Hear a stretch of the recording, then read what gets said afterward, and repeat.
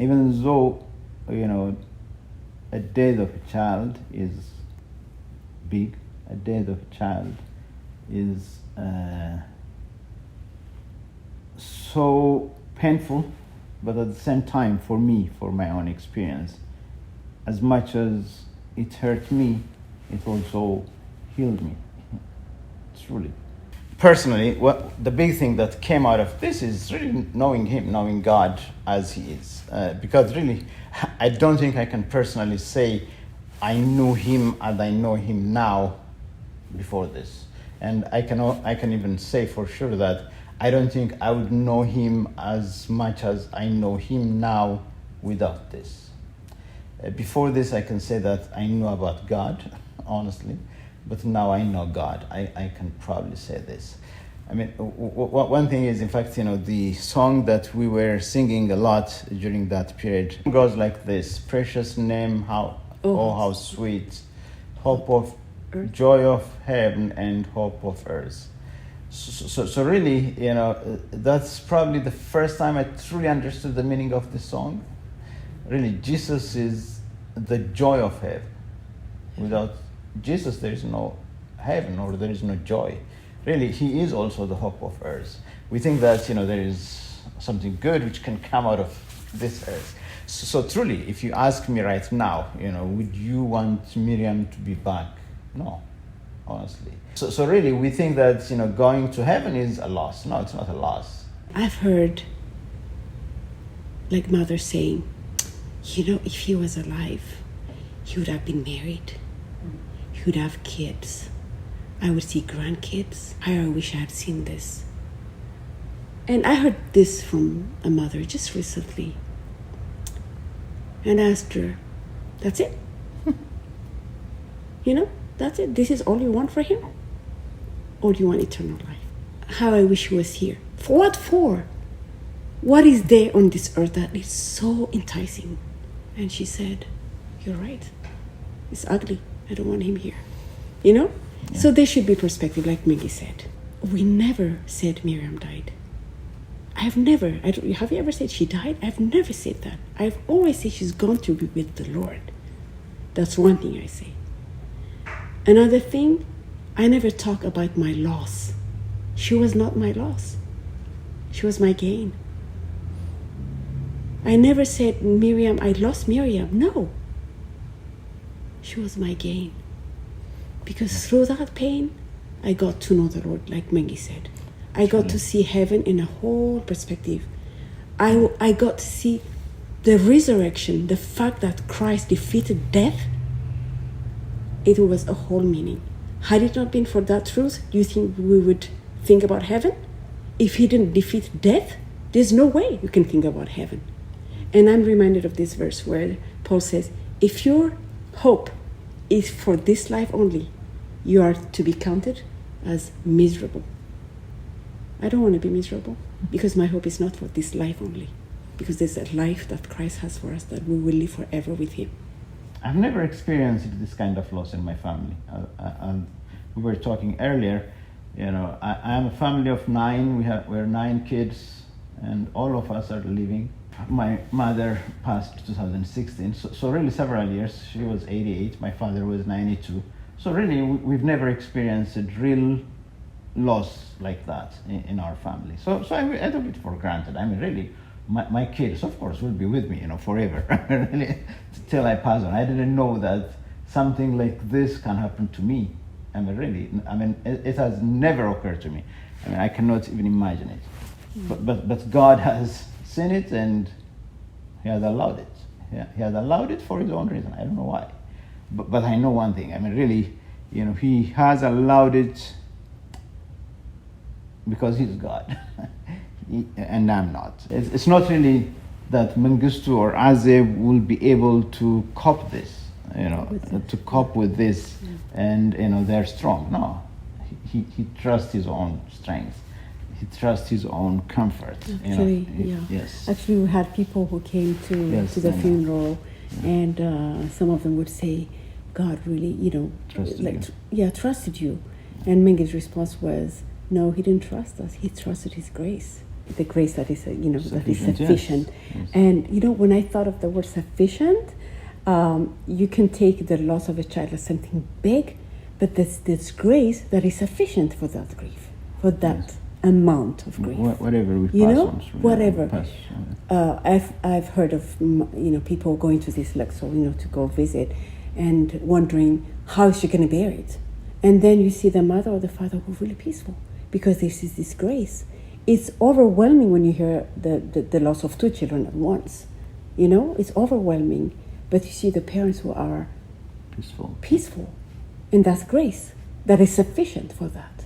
No matter how big it is, and it's sufficient. And and I've really been puzzled of how the sufficiency of God's grace is visible in people's life. And it was visible in mine because nobody thought I would, and Mengi's and my kids too, because nobody thought I would live, because I love Miriam so much, and I think I gave her my all, everything that I had, and nobody thought I would outlive her. I would live after that.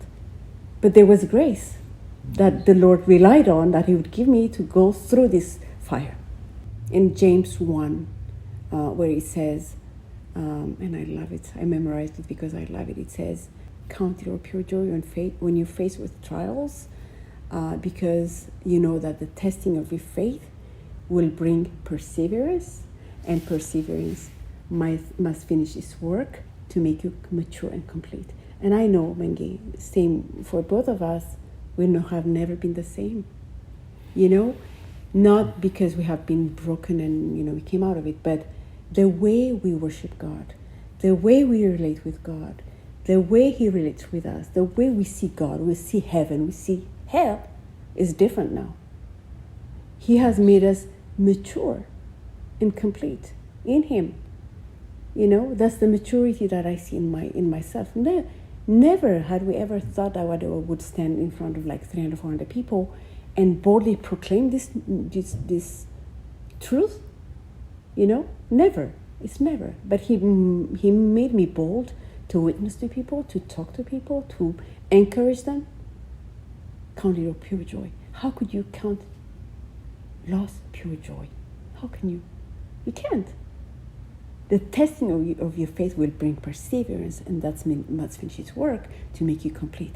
His whole purpose is to make you complete and mature in Him, so He can use you for His honor and glory. It's not about us. It's about the beauty of Christ coming and that people see not us, but the beauty of God. We want people to see the Christ that has worked that miracle in our lives. And that's what He wants to show off His Son, Christ. And one thing that I absolutely loved and noticed was that with every question that I asked you, somehow, some way, you all brought your faith up and you all brought God up. So can you tell us a little bit more about that? I don't think anyone can come out of grief overnight, even when it's expected. If it's someone who's terminally ill and you let go, there's still grief. You don't want to let go of that person. Even if it's someone who's old. Mengi's mom was old, and he was 86 and his dad was in 90s. You don't want to let go. It's like, I was reminded of those days when we were in Ethiopia and people were leaving for America. We would weep and cry because we don't know when we'll see them again. But we cannot separate. If there's anything that the enemy comes out with, and I've seen that not just in my life, and I've seen it in so many women that I talk to who have been through loss, and I know through what we went through, what came out was something beautiful, which is counseling other people. And I've had the opportunity to talk to a lot of mothers, and thank God most of them have come out and they have learned. And I know the Lord used me to speak truth and breathe truth and life again in those lives. One of the things that people deal with after they lose someone they love, they truly love, a loved one, is guilt and regret.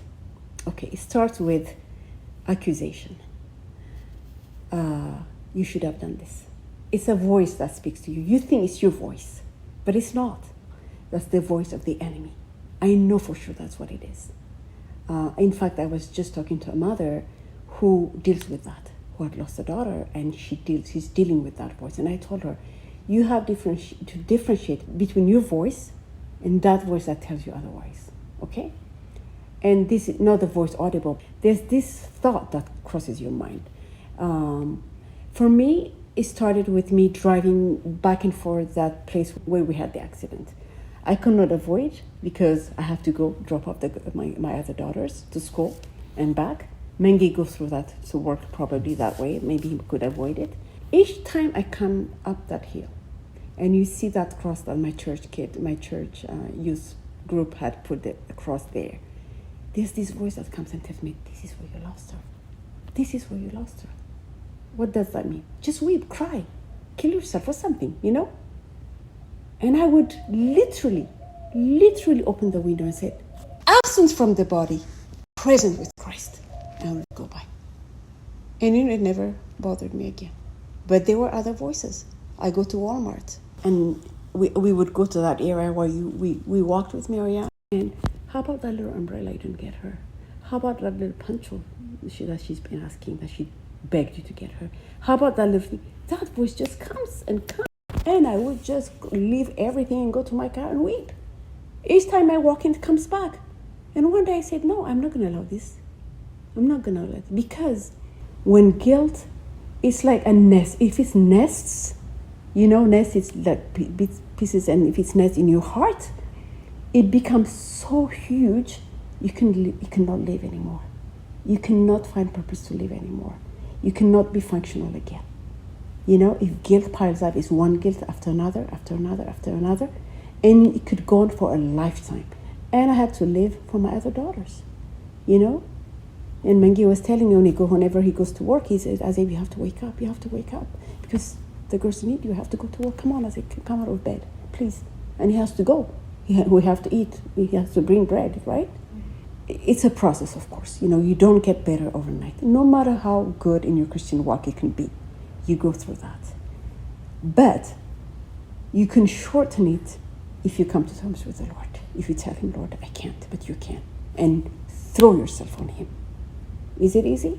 It's not. Is there a grieving process? Yes, there's a grieving process. There's time. But during that time, you have to make sure you don't grieve alone. You have to make sure that you allow God to come. You have to be desperate for him and say, Lord, I cannot. But you cannot keep weeping day and night. You can't. You know, there were days when I was weeping on my knees, and I even have asked God, can you stop this fountain for a moment? It's a deep darkness that we can come out of only if we allow God to come and pull us out. But he wants us to take the first step, which is desperation for him and telling him, I can't, but you can. You all actually came down to Texas, to Austin specifically, in honor of your daughter and the foundation that you all started in her name. And through that is how you decided to come to Houston. And now we're getting a chance to record your beautiful story, to share and encourage so many different people out there. So can you tell us more about this organization that you all have started? When I think of the Miriam Beza Memorial Foundation that we created, I go back to what our pastor, Pastor Darby Fennison in Somerset, I told him, I really want to start a ministry in Miriam's, in this cause. And he looked at me and he said, as if everything big starts small. And I will never forget that. So, okay, what is that small thing that we're going to start with? We knew that Miriam and Ruth and Leah were avid readers. They used to really devour books, especially Leah was a big reader. And I had, I used to take them to the library all the time. I mean, they bring books by the loads. And Miriam was wanting to read like them. So early in age, she started flipping through books, and she loved to go to the library, especially after we got in Somerset. She knew the librarians. They knew her. She was, hopping everywhere, and she was just that little girl who really loved to be there. And when we thought of a ministry or something, the first thing that came to mind was starting a library in her name. The reason also is because I don't remember seeing any kids' library in Ethiopia growing up. We thought, why don't we raise, have a book drive? And our daughter Ruthie, with a couple of friends, their plan was to have like 3,000 Ethiopian children's books. And so we needed money to ship that. So what we did was we ran a half marathon, 4 of us, and we raised some money and we shipped the books. You know, when we talk about a library, it's not like we cannot think of a local huge library here, but it's a small house where we have tables, we have a few computers, we have reference books, we have dictionaries. They would come, they would wash their hands and go in the different rooms and play games. And then they would come in the main room. We have all the books laid out. We have tables and seats where they can sit and read. And also they get help to do homework. And it's really amazing what God has done in this project, because some of the kids don't even have a home to live in. We're in the process of raising 50,000 books. Yeah.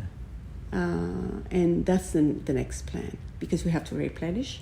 And the reason we came to Austin is because, you know, a librarian, she's a librarian, Ethiopian young woman, really sweet woman that we met, who had been gathering books, and we have like 20 boxes in our, in our car that we're gonna drive back. This time we want to send a huge container full of books. Is there something good that will come out of pain? There is. When you're grieving, you cannot see it. Obviously, it's so hard to see. But I believe that through time, and if you allow God to take that pain and change it into something good, and you allow Him to do that, He will. He will. And we're really, it's a testimony of our lives. It's not just the library and reaching out to the young kids, but it's also people we talk to and we tell them, I know how you feel. I've been there. And suddenly that person opens up. I was talking to this mother just a few days ago. As she was talking, I was telling her, I know where you are. I was crying. She said, why do you cry? Because I know where you are. And I feel the pain. And I don't want anyone to go through the pain that you're going. And I'll be praying for you. I will hold your hand and we'll walk together out of this darkness. You're not going to stay there. You're not going to stay there, because it's possible. You can come out of that pit, you know? And there's no pit that's too deep where His hand cannot reach. There's no pit that's too dark where His light is not going to shine. And God is the one who's going to help us, help you, whoever is watching this testimony, to come out. But you have to allow Him. You have to allow Him. And that's fertile ground. When you let go and give it to Him, it's fertile ground for Him to start working in your life. And that's for sure. So how can you support the library?